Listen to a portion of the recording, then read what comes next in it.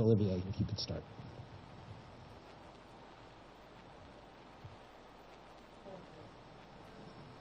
This conference is totally on the record, so think before you speak.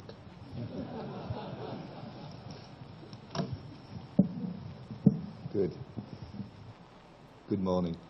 I have organized my discussion around 5 slides, but I thought I would probably start with the bottom line, which is that before the crisis, we had converged on a beautiful construction in terms of monetary policy. That was basically, we had convinced ourselves that at least this is convergence of the mainstream economists and many policymakers.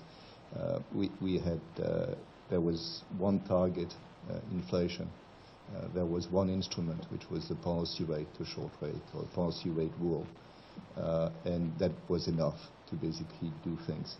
I think if there is one lesson from the crisis, it has already been said both by Dominique Strauss-Kahn and by Adam, is that that wasn't right. That beauty is not synonymous with truth. And that, there is, I think, another dimension in which the crisis has led to a change from the previous slide, and that's the unequal question mark sign that I've put here. I think the notion that stable inflation basically implies a stable output gap is also a notion that many are questioning. Again, in some of our models, it works very well. There's a fairly tight relation between the movement of inflation, however defined, and the output gap. But in reality, we seem to see very divergent paths of inflation and what we think is the output gap. That's a difficult question because the output gap is not observable.